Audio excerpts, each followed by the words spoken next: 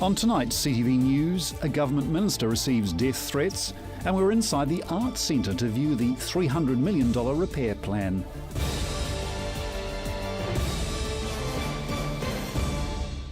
This is CTV News. I'm Grant Mangan. The government has announced a $170 million investment for the city. This means more than a dozen government agencies will be heading back into the central city. Filling the gaps in the city centre, the government announced its plans to move more than 1,000 civil servants back into the city. What this will see is staff from 13 different government departments returning to the city into buildings that will be built in the next probably 12 to 15 months. They'll be working within 3 privately owned commercial buildings in and around the city's retail precinct. It's part of the government integrated accommodation program. The 20-year lease and price of relocating will cost the government $170 million. And it's the government doing its bit to bring people back into the city itself. Currently scattered within 13 buildings around the city, the 1,100 civil servants will now create a collaborative environment for the departments. One of the opportunities that's been recognised here in Christchurch is the fact that we are starting new and that there are ways in which we can have a more collaborative working environment. A handful of the departments, including the New Zealand Transport Agency, Department of Conservation, the Human Rights Commission and Statistics New Zealand, will shift into the Grand Central and the $100 million development Cashel Square. The Bank of New Zealand also announced their plans to head back into the heart of the city. 200 staff will work within the state-of-the-art building in Cashel Square. We are looking to see a full and vibrant city within the Cashel Mall and spreading out from there. A 4th building has been earmarked in the government's accommodation program to provide space for the Ministry of Education, Ministry of Health, Housing New Zealand and Fairway Resolution. Emma Cropper, CTV News. They're the leaders of the city and the faces of various organisations, but behind the scenes, government ministers and chief executives are facing the wrath of the public. Here's Marcus Gibbs. Earthquake Recovery Minister Jerry Brownlee. He is the face of the rebuild, the Minister of EQC and the Minister responsible for Sarah. Also, according to this sign, he hates Christchurch and everyone in it. The minister, unsurprisingly, wasn't responsible for the sign, and after local media publicised it last December, it quickly disappeared. Unfortunately, as public figures, MPs are subject to satire. Just take a look at the C1 menu. Jerry Brownlee as a 5-eyed lizard, but how far is too far? Tomorrow night on CTV's Current Affairs show Lynched, Environment Minister Amy Adams talks about her time as an MP. It's a tough job. We get a lot of heat, we get a lot of criticism. Even death threats. Lots of random things. Sometimes the first one I had was because Wins wouldn't buy some chap a washing machine. And so he several times threatened to kill me. Clearly you're to blame. Clearly I'm to blame. I'm the man, I'm the government. That's where the death threat is, But no, I've had a few. I've had bullets sent to me with my name engraved on them. I've had all sorts of things. Despite the random attacks, she still loves her job. I think it's an incredible privilege to have the chance to do it. And as long as I can let the bad stuff wash off me and keep focused on doing what we think is the right thing for New Zealand, and I have the passion for it, then I think it's an incredible privilege to have the chance. Other public figures have been victims of attacks. John Banks had mud thrown at him recently by an anti-royalist, and the Prime Minister has received his fair share of death threats. The Chief Executive of Southern Response has been shouted at during protests. He's seen by some people to be the cause of their frustrations, as are the chief executives of EQC and other insurance companies. Often threats don't turn out to be much more than hollow threats. In 2007, Clayton Cosgrove tried to rid the streets of boy racers. One group didn't take too kindly to his efforts, threatening his life. 7 years later, and he's still very much alive. Marcus Gibbs, CTV News. The full interview with Minister Adams will screen tomorrow night on Lynched, here on CTV at 8:30 p.m. New Environment Canterbury figures show about 9 out of 10 Christchurch schools are built on land that could be contaminated. One of Environment Canterbury's newest databases made headlines when it went public in May. The database contains a large list of possible land pollution. The Press newspaper has now discovered 124 schools are on potentially contaminated land. The schools span from the Waimakariri River to Littleton's Harbour. The Education Ministry is spending $1.1 billion rebuilding earthquake-damaged Christchurch schools over the next 10 years. The ministry has told the press it's prepared to fund the testing and removal of any contaminated soil. The potential pollution is related to pesticides that have been sprayed on the sports fields to kill weeds. Despite the chemicals being banned, they'll remain in the soil for a long time. Some of the schools used to be landfills before buildings were built on site. Canterbury Medical Officer of Health, Dr Raymond Pink, told the press it was very unlikely there would be any health issues associated with the land. These sites aren't the only spots of land potentially contaminated. In May, ECAN informed about 11,000 homeowners about their findings related to their land. A team set up to help Canterbury school children overcome earthquake stress is seeing more and more schools sign up to their services. From anxiety to playground difficulties, these are a few issues young Cantabrians struggle with every day. Christchurch health professionals are assisting a growing number of schools, supporting children with mental health issues. The Canterbury District Health Board's Child, Adolescent and Family Mental Health Services increased due to a rise in demand by 45% in 2013. The mental health issues troubling the young ones include aggression, self-harm and relationship and behavioural difficulties. The CDHB launched their school-based health program last year in August. 80 schools signed on to the initiative, and in the first 6 months, 20 schools who were closing or merging received mental health support. Rural areas such as Rangiora, Kaiapoi and Ashburton are receiving extra attention, as many students who moved out of Christchurch following the earthquakes are still feeling scared, afraid or anxious. In the press, the Clinical Director of Mental Health Services says focus on mental health now in the short term reduces mental illness in the long term. Coming up, we're inside the Arts Centre as the rebuild and repairs continue.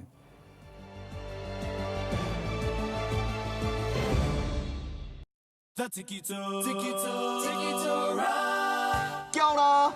Hey, my name's Victoria. And my name is Nana. Climb aboard the Tiki Tour bus and join in on all the fun. Every Saturday at 8 here on CTV. Ka kite.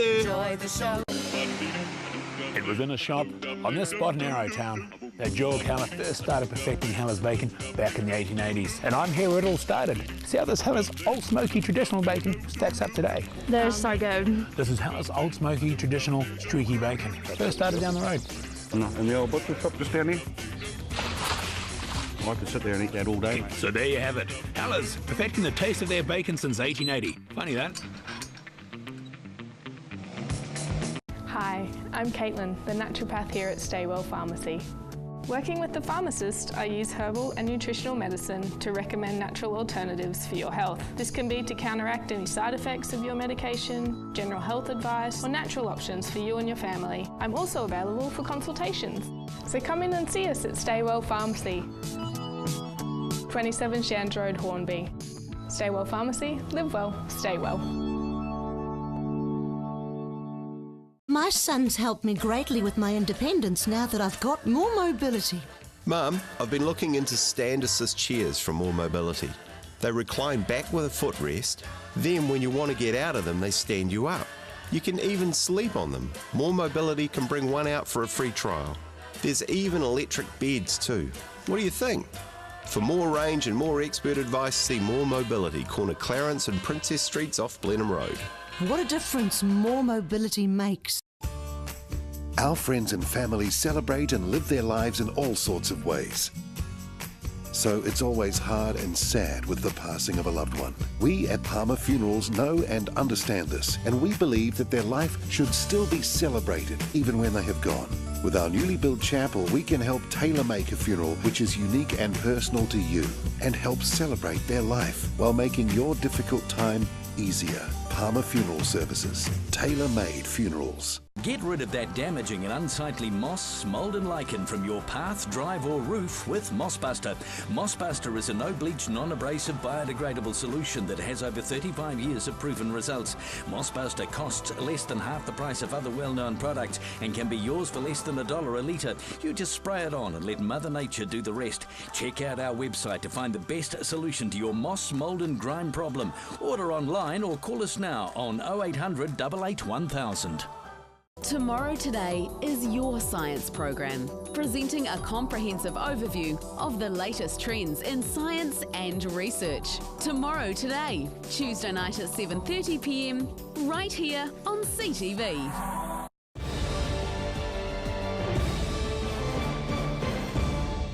Arana Wildlife Park has launched plans to welcome a special animal. Emma Cropper reports. It's the biggest project in the zoo's history. The $6 million Great Ape Centre will become the new home for 3 gorillas. Oh, this is just the most exciting thing for Arana and Christchurch and Canterbury of all time, because it's the first gorillas for New Zealand and it is the single biggest development that the park has ever done. In fact, it'll be the biggest development the park ever does. Being flown in from Sydney, the gorillas will add an educational dimension to Arana Wildlife Park, helping raise awareness for the plight of the animal, who are under threat from hunting, disease-related mortality and habitat loss. To educate people about the plight of one of the world's most fantastic species is just amazing. The gorilla enclosure was a distant dream that's become a reality for the zookeepers. In the mid-2000s, a forward planning exercise pinned the gorilla as the top animal to add to their zoo family. When it came out the top, it was like, wow, we'd like to do that, but hey, it was such an expensive project. It did back then seem a bit of a pipe dream. But natural disasters put a halt to their plans. We were going to make an announcement the week after the first September quake, so obviously that got delayed and things changed with everything we've been through in Christchurch, but yeah, we're back on track and we're ready to go. The 3 gorillas will be joining the large Arana family, which includes 400 animals from 70 different species. The following year, this enclosure will also be housing orangutans. Emma Cropper, CTV News. The Ashburton District Council is seeking millions of dollars in late rates payments. Late rate payments are costing the Ashburton District Council more than $1.5 million a year. That's 900 bills, totalling around $250,000 for each of the 6 instalments in the past year. Ashburton Council Business Support Group Manager Paul Brake wasn't available for comment on camera or on the phone today. However, in a statement, Mr Brake says the council has previously taken a fairly lenient approach on late rate payments, but this is costing other ratepayers. The Ashburton District Council is addressing the problem by limiting the number of penalty waivers allowed. Moving forward, ratepayers will only be allowed to apply for 1 penalty waiver every 5 years. The council's recommending ratepayers use direct debit payments to avoid lagging behind. Later this year, the council will also introduce online credit card payments in a hope the 5,500 ratepayers who were late last year won't be the next time they're due to pay a bill. Because Mr Brake wasn't available for an interview, we can't report on how the late payments have affected council budgets. 3 years on from the earthquake, CTV News went to the Arts Centre to check up on the rebuild. Once a home for arts, improvised comedy and history, now a place of construction and stonemasons. The Christchurch Arts Centre is made up of 23 buildings, ranging from 75 years old to 130 years old. CTV News toured just a few of the buildings today with the Arts Centre Chief Executive, Andre Lovett. Andre Lovett says it's exciting to see all the progress being made. Well, we've got so much activity going on here, and I really love that. But for me, every day it's the buildings, really. You know, we've got a big team here, and what we're focused on is saving this beautiful site. Looking through the buildings, one nearing completion is the Old Boys High Gymnasium. The spectacular building has been refurbished and strengthening put in place. In its restoration, they were able to keep the original marked floor. The now open-plan structure will be the home of the Free Theatre and Art Circus, hoping to open middle of next year. The Arts Centre is New Zealand's largest collection of heritage buildings. Andre Lovett says it's important for New Zealanders to cherish and look after the history that remains. This place isn't significant just to us in Christchurch or Canterbury. It's nationally significant, and looking at the global perspective, it's, you know, we're a mecca for stonemasons at the moment, an international mecca, and certainly this project is large enough and significant enough to be on the global agenda in terms of heritage restoration. Out of Christchurch's 309 heritage buildings, only 165 remain after the earthquakes. While many others in the city are being destroyed, the Arts Centre has over 100 contractors on site daily and 25 stonemasons working to restore the historic buildings. We don't have a lot of heritage of this type in New Zealand, and we have stonemasons that come in and sort of laugh a little bit when they say that how much of a fuss we make about a collection of buildings 130 years old. But the reality is, if we want buildings that are 500 years old and older, we've got to look after this now, and that's what we're focusing on. Funding hasn't been easy. The Arts Centre, although a big part of Christchurch, is an independent trust. Andre Lovett says raising more support is a focus for this year. With a looming $100 million shortfall, Andre Lovett says the Arts Team Centre will do everything they can to reach their target. We've got a big shortfall between what we have and what we need, and I'm fully aware that there's competing needs in our community. But certainly, if people do want to contribute financially, we want to give them an opportunity to. The Arts Centre is hoping to have all the buildings restored by 2019. Joelle Batista, CTV News. Still to come, we talk to Crusaders players about their upcoming match. Wild Spirits covers the biggest, most extreme sports events across the planet. From surfing to base jumping, snowboarding to motocross, this series will sure to have you on the edge of your seat. Wild Spirits, Wednesday nights at 7, CTV.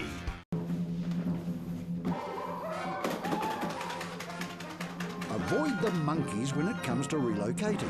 Trust A1 Movers, a family business since 1993 that guarantees a professional job every time. We carefully handle and wrap your valued items, ensuring they have a safe journey. Secure storage and insurance options are also available. A1 Movers, the careful, caring moving company. Oi! Action Removals, offering short or long-term storage facilities, full packing services, comprehensive rates, all fully insured and with 6 vehicle sizes to choose from. Earthquake repairs? Action Removals pack, move, store and return your valuable possessions stress-free. Action Removals, a family business that has been operating in Christchurch for over 10 years. Action Removals, your one-stop removal service on time, every time. 0800 222 526. Blackwells has a proud history presenting leading vehicle brands, extensive backup and service for a total one-stop driving experience. Holden, Mazda and HSV new and used vehicle sales, servicing, parts, paint and panel, Isuzu truck sales and service, all together in one convenient location. More selection, more value, more quality and more reasons to make Blackwells your #1 choice. Visit Blackwells today, corner Waterloo Racecourse Road, Sockburn, or online at blackwells.co.nz. The world has a great deal to tell. Journalists from across the world report on their home nations and the experiences of the people who live there. World Stories.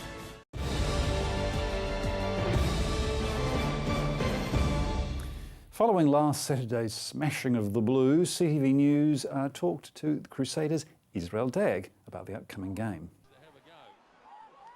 A game to remember, the Crusaders triumphed over the Auckland Blues 21-13 last Saturday. Looking ahead to the upcoming match versus the Highlanders, the boys in red and black will need to beat the Southland team to score a semi-final at home. Assistant backs coach Aaron Major says although it'd be nice to have a home playoff, it's about focusing on the battle against the Southerners. It'd be nice to stay at home. It'd be nice to have a week off and let a few guys recover as well.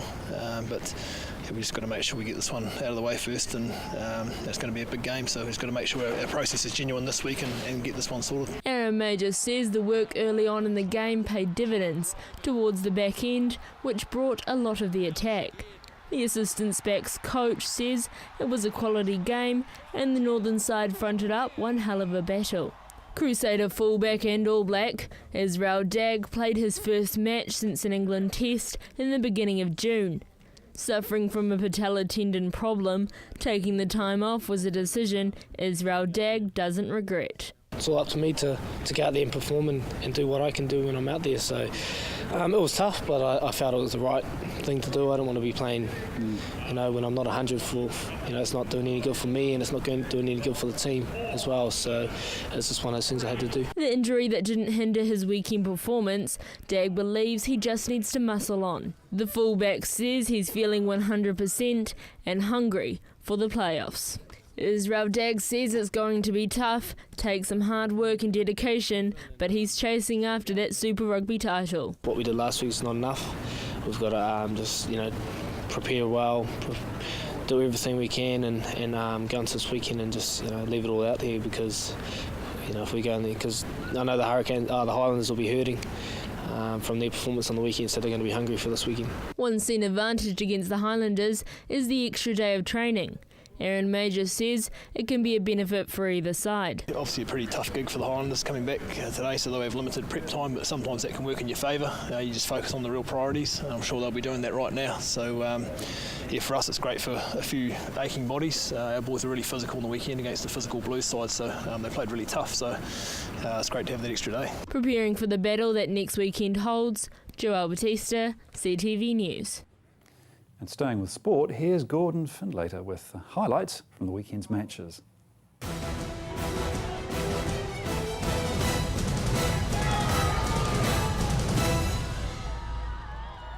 The Crusaders have guaranteed themselves of a playoff berth after Saturday night's 21-13 win over the Blues. The Crusaders dominated the early exchanges, with Fijian winger Nemani Nadolo powering his way through the Blues' defence to score on the corner after 16 minutes. The match turned just minutes later, with the Crusaders camped on the Blues line, and with numbers out wide, Auckland's Frank Halai came up with a moment of individual brilliance to intercept the pass of Andy Ellis and run the length of the field to give the advantage to the Blues. Trailing 12-13 at half-time, the Crusaders' second-half performance wouldn't be described as pretty, but it was effective, with a moment of brilliance from Dan Carter to put Nemani Nadolo in for his second of the night, which proved the difference as the Red and Blacks held the Blues scoreless in the second 40. The Crusaders will play the Highlanders in next weekend's final round robin match, with a chance of finishing anywhere between second and fourth in the ladder. Still with rugby, where the weekend's Hawkins Trophy results have left the competition wide open. Hawkins Cup winners and favourites Lincoln University were defeated 18-11 by an impressive Marist Albion side who previously sat at the bottom of the competition, while New Brighton defeated early leaders High School Old Boys 31-29. The other game of the third round saw Sydenham move into third spot after they defeated Christchurch 21-12. To rugby league now, where a top-of-the-table clash between the Celebration Lions and the Horsell Hornets has seen the Hornets move into top spot, with the playoffs nearing after a 32-26 win. Papanui's hopes of a playoff berth all but ended when they went down 26-24 to defending champions the Hornby Panthers. Aranui also moved into playoff contention when they upset the Linwood Kias, who still look odds-on for a playoff spot, while the other match saw Riccarton get the win over the Northern Bulldogs 24-12. And finishing this evening with football, and although the world's eyes were on the World Cup quarter-finals in Brazil over the weekend, we thought we'd bring you an update on our local mainland Premier League results. Kashmir Technical continued their run at the top with a 5-1 win over second-placed Western, while Nelson Suburbs remain in third after a 1-0 loss to Nomads. Ferrymead Bays are in fourth spot after a tough-fought 3-2 win over Hallsville United, while Coastal Spirit sit in fifth on the league standings after they defeated bottom of the ladder Universities 1-0. You're up to date with the latest in local sport. I'm Gordon Findlater for CTV Sport.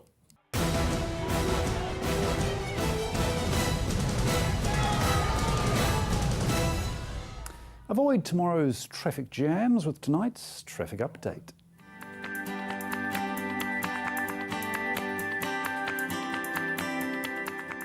Hello travellers, to help you plan your journey around the central city, here's a few tips. This week in the central city, there are a few hot spots to be aware of. These could cause delays during the morning and evening rush to and from work. Madras Street from Latimer Square to Beeley Avenue is down to 1 lane. Durham Street from Salisbury to Hereford is also down to 1 lane. And Barbados Street, that's also down to 1 lane from Beeley Avenue to Kilmore Street. This can be very busy during the morning rush. Remember, the best way north and south through the city is to use Fitzgerald Avenue. To keep up to date on what's happening with the central city roads, keep watching CTV News first at 5, and in the meantime visit the Transport for Christchurch website. And remember also that update screen here on CTV at 7, 8 and 9 a.m. in the morning, and then again at 12 midday. Well, tonight's weather music is for viewers craving a little classical tune. We've subjected you to a lot of contemporary music over the last few weeks, and it has been brought to our attention. This is an excerpt from Beethoven's 6th Symphony, the Pastoral. The track is entitled Awakening of Cheerful Feelings Upon Arrival in the Country. Here's your regional weather. Kia ora Canterbury, let's take a look at your region's weather. First up in Timaru, Temuka and Geraldine, you hit 8 degrees today. In Methven, Ashburton and Rakaya, 8 degrees.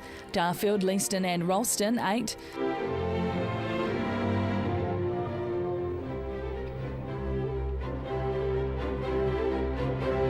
Taking a look now at Lincoln and Christchurch, 8 degrees. Heading over to Akaroa, 8 as well.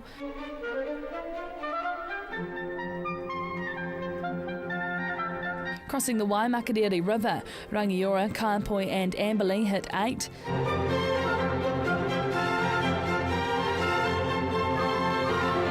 Looking at the Hurunui district, Hanma Springs, Culverden and Cheviot were the same on 8. And up the top in Kaikoura, 8 degrees. Taking a look at what's in store for tomorrow. In Timaru, mostly cloudy and cold with breezy northeasterly winds, hitting a low of 5 overnight and a high of 9 during the day.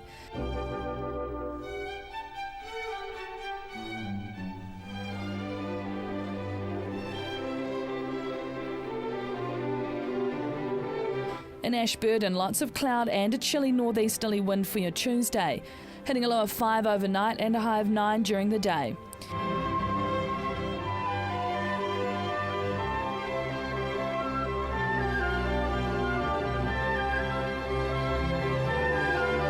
And in Christchurch, expect cloud and breezes to keep the temperatures down tomorrow, hitting 5 overnight and 8 during the day.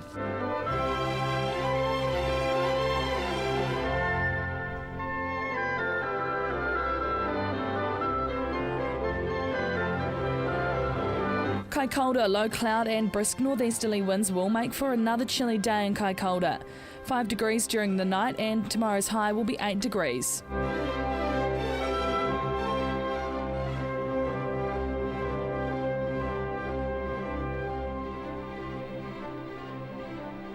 And in other areas around the region, Temuka and Geraldine, cloudy with a high of 9. Methven and Rakaya, cloudy, hitting a low of 5 overnight and a high of 9. Darfield and Leeston, cloudy skies expected as well as a high of 9 degrees. Ralston and Lincoln hitting 5 overnight and 8 during the day. Looking now at Akanoa, cloudy all day with a high of 9 degrees.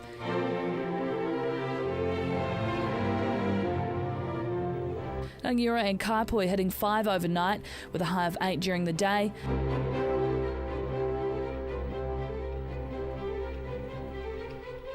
Up the top in Culverden, Hanma Springs and Cheviot, cloudy, a high of 9 during the day and a low of 5.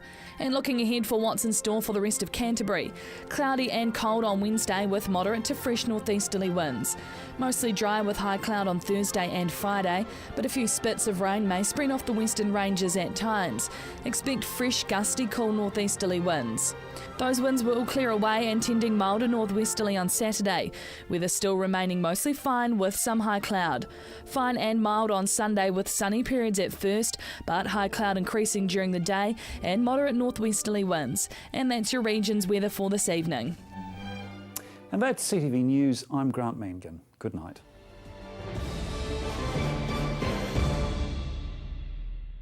Supporting local content so you can see more of New Zealand on air.